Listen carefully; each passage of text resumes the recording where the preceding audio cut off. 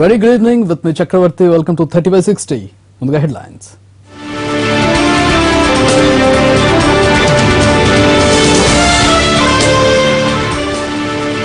సమాజ్వాదీ ప్రధాన కార్యాలయం దగ్గర హై టెన్షన్. అఖిలేష్ అనుచరుల తాళాలతో భారీగా బలగాల మోహరింపు. పార్టీ నుంచి మరోసారి రామ్ గోపాల్ యాదవ్ బహిష్కరణ. తాను ముందు ప్రకటించిందే ఫైనల్ లిస్ట్ అన్న ములాయం. చిన్న మధ్య తరహా లోన్ల మీద వడ్డీ తగ్గించిన ఎస్బీఐ. మిగతా బ్యాంకులు కూడా నిర్ణయం తీసుకునే అవకాశం. రామేశ్వరం దగ్గర 8.5 కిలోల బంగారం పట్టివేత. శ్రీలంక నుంచి సముద్ర మార్గంలో తరలిస్తున్న ముఠ. ఢిల్లీ ఇండియా గేట్ దగ్గర ట్రాఫిక్ తిప్పలు. న్యూ ఇయర్ సండే హాలిడేతో వెల్లువెత్తిన జనం.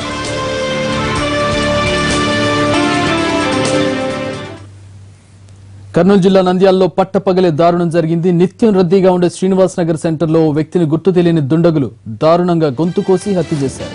హతుడిని నంద్యాల పట్టణానికి చెందిన జమినీ రఘుగా పోలీసులు గుర్తించారు. గతంలో 2 హత్య కేసులు రఘు ముద్దాయి. అయితే ఈ హత్యను ఎవరో గుర్తు తెలియని వ్యక్తి మొబైల్ ఫోన్లో రికార్డ్ చేశారు. ఆ దృశ్యాలు ఎన్టీవీ చేతికి చిక్కారు. ఆ దృశ్యాలను మీరు చూస్తున్నారు. అతి దారుణంగా కత్తితో పొడిచి చంపుతున్న దృశ్యాన్ని మనం చూస్తూ ఉన్నాం. హతుడు ఆల్రెడీ 2 మర్డర్ కేసుల్లో ముద్దాయిగా తెలుస్తోంది.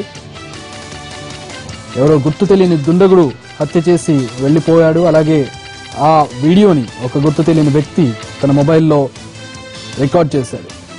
పట్టపగలు అందరూ చూస్తూ ఉన్నారు. నడి రోడ్డు మీద ఒక వ్యక్తిని చంపి కిరాతకంగా పారిపోతున్న దృశ్యం కర్నూలులో చోటు చేసుకుంది. అయితే కర్నూలు జిల్లాలో జరిగినటువంటి దారుణానికి సంబంధించిన దృశ్యాలు మనం చూస్తున్నాం. పూర్తి అప్డేట్స్ మా ప్రతినిధి చంద్ర అందిస్తారు. చంద్ర, ఈ ఘటనకు సంబంధించిన వివరాలేంటి? పోలీసులు ఏమంటున్నారు దీని మీద? ఎవరైనా ప్రత్యక్ష సాక్షులు ఉన్నారా? కనబడుతున్నారు వాళ్ళు ప్రత్యక్ష సాక్షులు? వారు ఏమైనా మాట్లాడారా? చక్రి, నిన్న రఘు అనే రౌడీ షీటర్ ను బద్రి అనే వ్యక్తి దారుణంగా పట్టపగలే అంటే 10:30 గంటల ప్రాంతంలో శ్రీనివాస సెంటర్ లో దారుణంగా పొడిచి హత్య చేసి మరి గొంతు కోశాడు. ఈ ఘటనను కొందరు విద్యార్థులు అక్కడ సెల్ ఫోన్ లో చిత్రీకరించినట్లు తెలిసింది. ఇవాళ అది బయటికి వచ్చింది. రఘు అనే వ్యక్తి బేసిక్ గా రౌడీ షీటర్. అతను 2014లో శివ, రామాంజనేయులు అనే ఇద్దరిని హత్య చేశాడు. శివ అనే రౌడీ షీటరు అంతకు ముందు నంద్యాలలో తల్లి కొడుకును హత్య చేశారు. అలాగే కర్నూలులో భార్యాభర్తలను హత్య చేసి దోపిడీకి ప్రయత్నం చేశారు. ఈ ఘటనలో శివ రౌడీ షీటర్ ను మరో రామాంజనేయులు అనే మరో రౌడీ షీటర్ ను ఇద్దరిని కలిపి రఘు గత 2014లో హత్య చేశారు. ఈ హత్యకు ప్రతీకారంగానే రఘును బద్రి అనే అంటే శివ సోదరుడు బద్రి హత్య చేశారు. ఈ ఘటన జరిగినప్పుడు వందలాది మంది అక్కడ చూస్తూనే ఉన్నారు. మనం విజువల్స్ లో కూడా చూడొచ్చు. వందల మంది. అది శ్రీనివాస్ సెంటర్ అనేది చాలా రద్దీగా ఉండే ప్రదేశం. ఎప్పుడు అక్కడ విద్యార్థులు కానీ షాప్లకు వచ్చే వాళ్ళు కానీ తిరుగుతూ ఉంటారు. 10:30 గంటల ప్రాంతంలో రఘు అక్కడికి వచ్చినప్పుడు ఫస్ట్ బైక్ పై వస్తున్నప్పుడు రాడ్ తో కొట్టి కింద పడగానే కత్తితో పదే పొడిచి మరీ హత్య చేశారు. మరి అప్పటికీ బతుకుతాడేమన్న ఉద్దేశంతో ఆయన కొంచెం ముందుకెళ్లి మరి వెనక్కి వచ్చి గొంతు కోసి హత్య చేసి అక్కడి నుంచి వెళ్ళిపోయారు. ఈ ఘటనను కొందరు విద్యార్థులు సెల్ ఫోన్ లో చిత్రీకరించారు.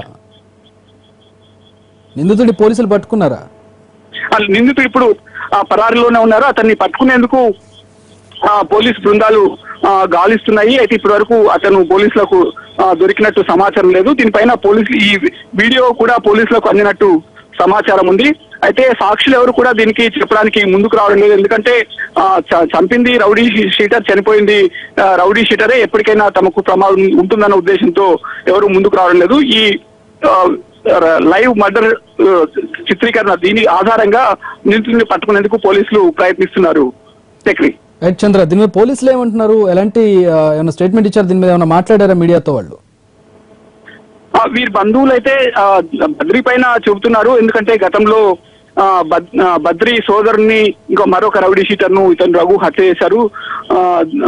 సో వారే అంటే చంద్ర, ఇక్కడ వాళ్ళు ఎవరు హత్య చేశారు, ఎందుకు హత్య చేశారనేది పక్కన పెడితే పట్టపగలు అంత నిర్భయంగా ఒక రౌడీ షీటర్ మరొక రౌడీ షీటర్ హత్య చేశారు అంటే కర్నూలులో లా అండ్ ఆర్డర్ ఎట్లా ఉందో అనుకోవాలి. దీని మీద పోలీసులు ఎట్లా స్పందిస్తారు ఏంటి? అంటే జనాల మధ్యలో ఒక హత్య జరుగుతూ ఉంటే నిల్చుండిపోయి బొమ్మలా చూడడం తప్పితే అక్కడ పరిస్థితి ఏమి లేదు. అంటే అంత భయంకరమైన పరిస్థితి కర్నూలులో ఏంటి?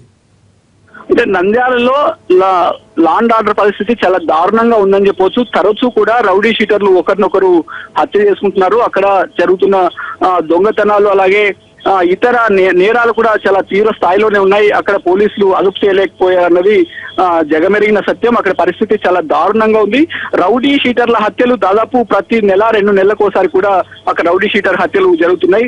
ఆధిపత్యం కోసం రౌడీ షీటర్లు ఒకరినొకరు హత్య చేసుకోవడం అనేది అక్కడ జరుగుతూనే ఉంది. ఇందులో పోలీసులు ఘోరంగా విఫలమయ్యారనేది చాలా స్పష్టంగా చెప్పొచ్చు. స్థానికంగా ఉండే ప్రజలకు ఇలాంటి విషయాలపై మాట్లాడడానికి కూడా చాలా భయపడతారు. రౌడీ షీటర్ల పరిస్థితి అంత దారుణంగా ఉంది. ఈ ఘటనే దానికి ప్రధాన సాక్ష్యంగా కూడా మనం చెప్పుకోవచ్చు. చక్రి చంద్ర, 2 హత్య కేసుల్లో ముద్దాయిగా నిరూపించబడిన వ్యక్తి బయట ఎందుకు తిరుగుతుండే? ఎవరైతే రఘు చనిపోయాడు అతను, అలాగే ఇంకొక రౌడీ షీటర్, అతని మీద ఎలాంటి కేసులు, తన ట్రాక్ రికార్డ్ ఏంటి, అతను బయట ఎందుకున్నాడు? అంటే ఇంతకు ముందు శివ ప్రసాద్ అనే ఇద్దరు రౌడీ షీటర్లు కూడా నంద్యాలలో డబ్బుల కోసం ఒక అపార్ట్మెంట్ లో తల్లి కొడుకును హత్య చేశారు. దాంతో పాటు కర్నూలులో ఒక అపార్ట్మెంట్ లో భార్య భర్తను హత్య చేసి డబ్బులు బంగారు తీసుకెళ్లే ప్రయత్నం చేశారు.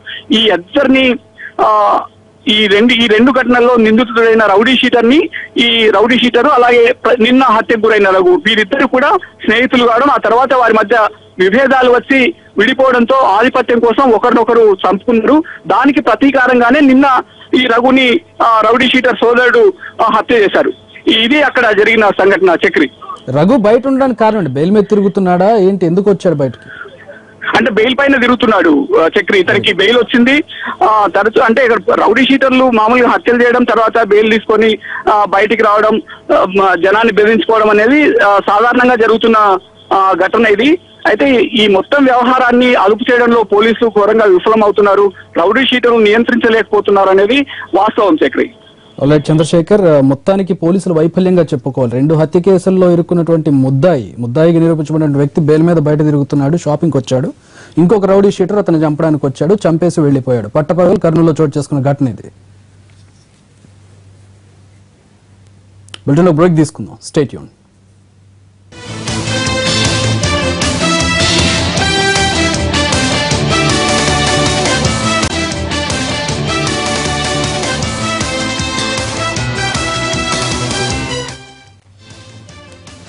న్యూస్. హైదరాబాద్లోని నాంపల్లి ఎగ్జిబిషన్ గ్రౌండ్స్ లో 77వ అఖిల భారత పారిశ్రామిక ప్రదర్శన ప్రారంభమైంది. ఈ ఎగ్జిబిషన్ మంత్రి కేటీఆర్ ప్రారంభించారు. ఎగ్జిబిషన్ తో పాటు పాత పెద్ద నోట్ల రద్దు దృష్ట్యా ప్రజలు పడుతున్న ఇబ్బందులను తొలగించడంలో భాగంగా మొబైల్ ఏటీఎంలను ప్రారంభించారు ఆయన. నాంపల్లి ఎగ్జిబిషన్ కు అంతర్జాతీయ ఖ్యాతి తెచ్చేందుకు తెలంగాణ ప్రభుత్వం ప్రయత్నిస్తుందన్నారు కేటీఆర్.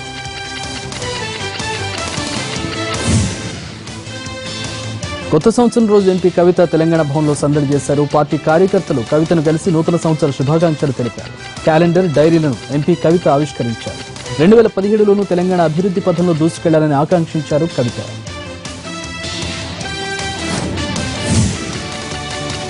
ప్రజలంతా ఆరోగ్యంగా ఉండాలని, అంతా ఆనందంగా ఉండాలన్నదే తన ఉద్దేశం అన్నారు ఏపీ సీఎం చంద్రబాబు నాయుడు. బెజవాడలో ఆరోగ్య రక్ష పథకానికి శ్రీకారం చుట్టారు. కుటుంబ సభ్యుల్లో ఒక్కొక్కరికి నెలకు 100 రూపాయల చొప్పున చెల్లిస్తే 2 లక్షల రూపాయల ఆరోగ్య బీమా కల్పించడమే ఆరోగ్య రక్ష కార్యక్రమం ముఖ్య ఉద్దేశం. మార్చి 1 నుంచి పథకం అమలు కానుంది.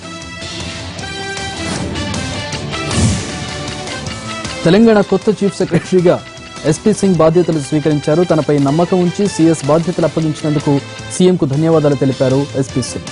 సీఎం ఆశయమైన బంగారు తెలంగాణ కోసం ముందుకు సాగుతామన్న సింగ్ టీం వర్క్ తో అన్ని రంగాల్లో తెలంగాణను ముందుకు తీసుకెళ్తామన్నారు. ఈ సందర్భంగా ఆయనకు అన్ని ప్రభుత్వ శాఖల అధికారులు కలిసి శుభాకాంక్షలు తెలిపారు.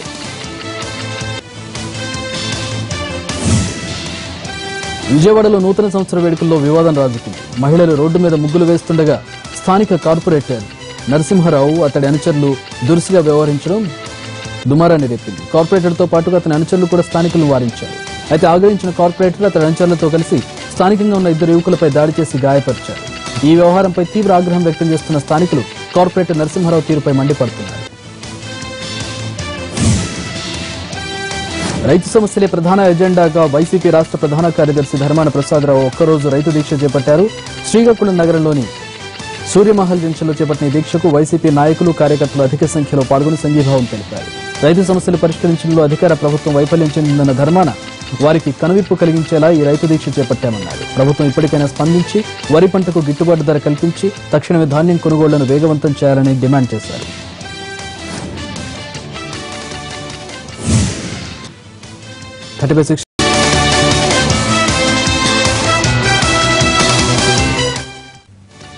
Act news. SBI bench mark రుణ వడ్డీ రేటును 0.9% తగ్గించింది. నిధుల వ్యయం ఆధారంగా నిర్ణయించే కొత్త వడ్డీ రేట్లు నేటి నుంచి అమల్లోకి వస్తాయని పేర్కొంది. దీని ప్రకారం ఏడాది పరిమితి రుణాలపై వడ్డీ రేటు 8% అవుతుందని ఓ ప్రకటనలో వెల్లడించింది. పెద్ద నోట్ల రద్దు తర్వాత బ్యాంకులకు లక్షల కోట్ల రూపాయల డిపాజిట్లుగా వచ్చి చేరాయి. దీంతో ఎస్బీఐ నిర్ణయం తీసుకుంది. ఇక 3 ఏళ్ల పరిమితి ఉన్న రుణాలపై వడ్డీ రేటును 9.05% నుంచి 8.15% తగ్గించింది.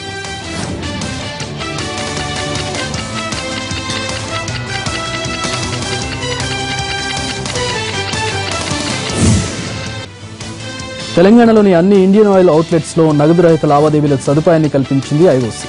సోమాజిగూడ ఐఓసీ అవుట్లెట్ లో క్యాష్లెస్ ట్రాన్సాక్షన్ సదుపాయ కార్యక్రమాన్ని ప్రారంభించారు కేంద్ర మంత్రి బండారు దత్తాత్రేయ. వినియోగదారులంతా క్యాష్లెస్ ట్రాన్సాక్షన్ ఎక్కువగా చేయాలని కోరారు IOC general manager G V Ramana Rao.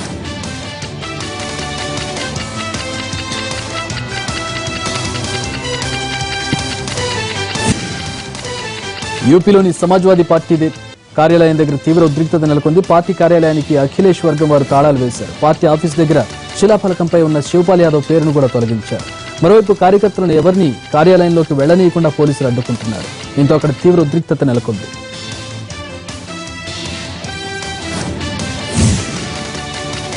అంతకుముందు ఉత్తరప్రదేశ్లోని సమాజ్వాదీ పార్టీ రాజకీయాల్లో కీలక పరిణామాలు చోటు చేసుకున్నాయి. పార్టీ అధినేత ములాయం సింగ్ యాదవ్ లేఖను పట్టించుకోకుండా సీఎం అఖిలేష్ వర్గం సభ నిర్వహించి ములాయం స్థానంలో పార్టీ అధ్యక్షుడిగా అఖిలేష్ పేరును ప్రతిపాదించింది. ఈ సమావేశంపై పార్టీ అధినేత ములాయం సింగ్ యాదవ్ తీవ్ర స్థాయిలో మండిపడ్డారు. రామ్ గోపాల్ యాదవ్ ను పార్టీ నుంచి మళ్లీ 6 ఏళ్ల పాటు బహిష్కరిస్తున్నట్లు ప్రకటించారు. అసెంబ్లీ ఎన్నికల సందర్భంగా ఇప్పటి వరకు ఎంపిక చేసిన అభ్యర్థుల జాబితాను ఆమోదిస్తున్నట్లు తెలిపారు. దీనిపై తుది నిర్ణయం తీసుకోవాలని, మిగిలిన అభ్యర్థుల పేర్లు త్వరలోనే ప్రకటిస్తామని ములాయం తెలిపారు. జనవరి 5న పార్టీ జాతీయ సమావేశం నిర్వహించినట్లు ఆయన వెల్లడించారు. తండ్రితో రాజీ పడ్డట్లే కనిపించిన యూపీ సీఎం అఖిలేష్ ములాయం హెచ్చరికల్ని బేఖాతరు చేస్తూ లక్నోలో జాతీయ కార్యవర్గ సమావేశం నిర్వహించారు. ములాయంకు కొన్ని డిమాండ్స్ పెడతారన్న అందరి అంచనాలు తలకిందులు చేస్తూ ఏకంగా అఖిలేష్ ని జాతీయ అధ్యక్షుని చేయాలనే ప్రతిపాదన చేశారు రామ్ గోపాల్ యాదవ్. అలాగే శివపాల్ యాదవ్ ను రాష్ట్ర పార్టీ అధ్యక్ష పదవి నుంచి తొలగించాలని, అమర్ సింగ్ ను పార్టీ నుంచి బహిష్కరించాలని ప్రతిపాదించారు అఖిలేష్ యాదవ్. అయితే ఇప్పటికే ములాయంకి తన మద్దతు ఉంటుందని, పార్టీ భవిష్యత్ కోసం కఠిన నిర్ణయాలు తీసుకోవాల్సిందేనని కోరారు అఖిలేష్. వచ్చే ఎన్నికల్లో మళ్లీ అధికారం ఖాయమంటూ మద్దతుదారులను ఉత్సాహపరిచారు అఖిలేష్. 2.5 దశాబ్దాలుగా సమాజ్వాదీ పార్టీలో తన మాటే శాసనంగా చలామణి చేస్తున్న అఖిలేష్ బ్యాచ్ తీరుపై భగ్గుమంటున్నారు శివపాల్ వర్గం. తమ నేతను అధ్యక్ష పదవి నుంచి తప్పించాలన్న అఖిలేష్ అనుచరగణం తీర్మానాన్ని నిరసిస్తూ ఆందోళనకు దిగారు. అఖిలేష్ తో పాటు అతని అనుచరగణంపై చర్యలు తీసుకోవాలని డిమాండ్ చేస్తోంది శివపాల్ బ్యాచ్. హర్యానాలో ఢిల్లీ సీఎం కేజ్రీవాల్ కు చేదు అనుభవం ఎదురైంది. రోహ్తక్ జిల్లాలో ఆమ్ ఆద్మీ నిర్వహిస్తున్న ర్యాలీలో పాల్గొన్న కేజ్రీ ర్యాలీలో ఆయనపై గుర్తు తెలియని వ్యక్తి షూ విసిరారు. కేంద్ర ప్రభుత్వం తీసుకున్న పెద్ద నోట్ల రద్దు పెద్ద కుంభకోణం విమర్శిస్తున్న సమయంలో ఆయనపై దుండగుడు షూ విసిరారు. దీంతో ర్యాలీకి కాసేపు ఆటంకం ఏర్పడింది. కేజ్రీవాల్ ను తీవ్రంగా దూషిస్తూ ఆ వ్యక్తి ఆగ్రహం వ్యక్తం చేశాడు.